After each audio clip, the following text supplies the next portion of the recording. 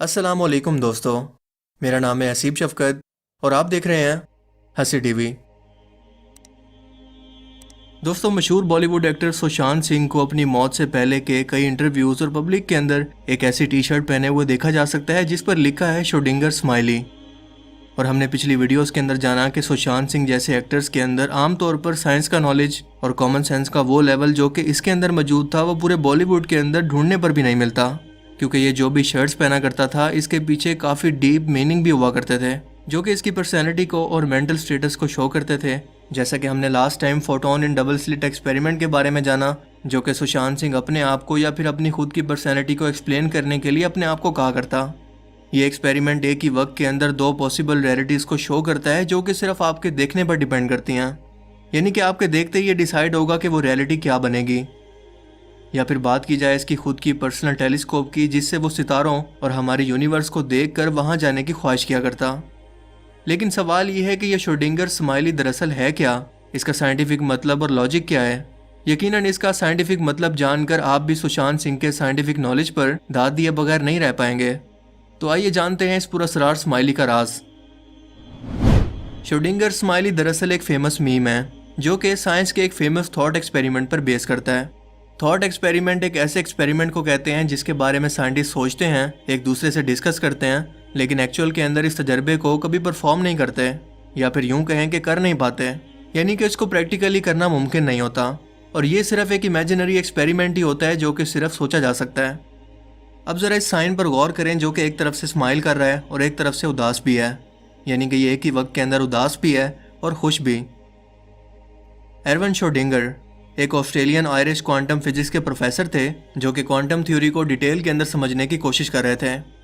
आपको बताता चलूं कि क्वांटम फिजिक्स का मतलब है कि साइंस की वो ब्रांच जिसके अंदर हम एटम से भी छोटे ज़रात को और इनके इफेक्ट्स को डिटेल के अंदर स्टडी करते हैं, यानी कि एटम से भी छोटे ज़रात यानी कि इलेक्ट्रॉन, प्रोटॉन, न्यूट्रॉन और इनसे भी छोटे क्वार्क्स और इनसे भी छोटी स्ट्रिंग्स को स्टडी करना, जहाँ के कानून हमारी दुनिया के कानून से बिल्कुल अलग और समझ में ना आने वाले हैं।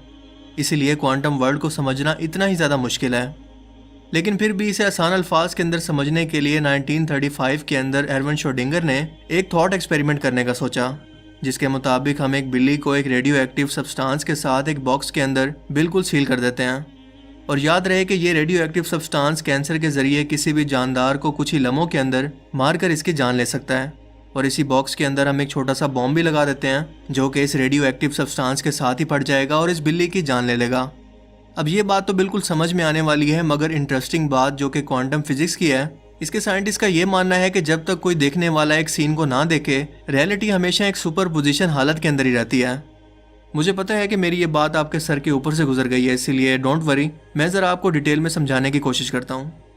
रियलिटी को, यानी कि जो कुछ आपको अपने आंखों के सामने नज़र आ रहा है, आप इसको एक रास्ता समझ लें, और बहुत सारी रियलिटीज़ को एक साथ बहुत सारे रास्ते जो कि हमारे देखने से पहले मौजूद हैं, लेकिन जैसे ही हम इन्हें देखने की कोशिश करते हैं वो तमाम की तमाम रियलिटीज़, इन सब रियलिटीज़ में से कोई एक रास्ता बन जाते हैं जो कि हमें नज़र आता है, और बाकी सभी रास्ते या रियलिटीज़ खुद ही गायब हो जाती हैं। अब इस सोच को लेकर ज़रा इस बिल्ली पर अप्लाई करने की कोशिश करें जो कि एक बॉक्स के अंदर बंद है, और जब तक आप इसे ना देखें इसके लिए सारी पॉसिबिलिटीज़ या रियलिटीज़ मुमकिन है।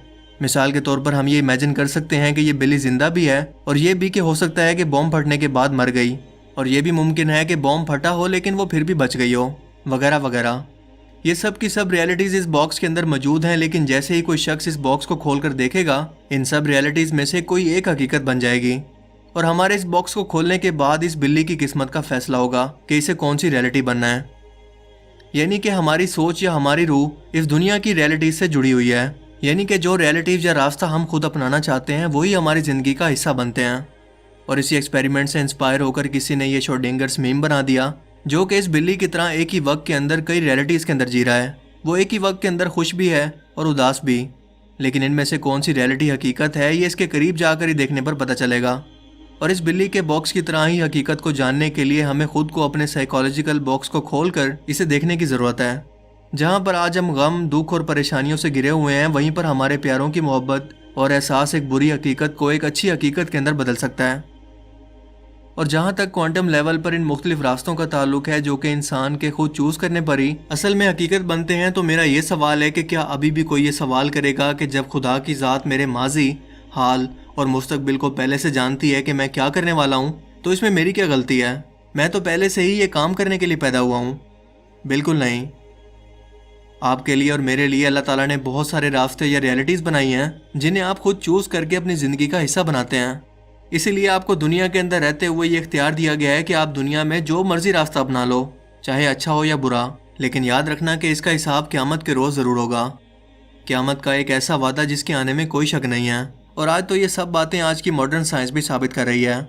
इसीलिए सिर्फ जिन्नात और इंसान को ही अक्ल व शऊर की ताकत दी गई है कि वो चाहें तो जो मर्जी रास्ता अपना लें और क़यामत के रोज़ अल्लाह ताला पर यह इल्ज़ाम ना लगा सकें कि मैं तो ये काम पहले से करने के लिए मजबूर था, इसमें मेरी क्या गलती है।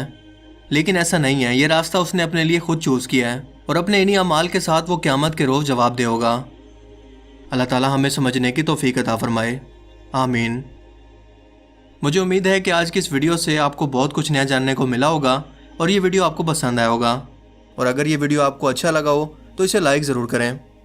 अब मैं मिलूँगा आपसे एक ऐसी ही नई इंटरेस्टिंग वीडियो में। तब तक के लिए अपना बहुत सा ख्याल रखिएगा। Thanks for watching this video. अल्लाह हाफिज़।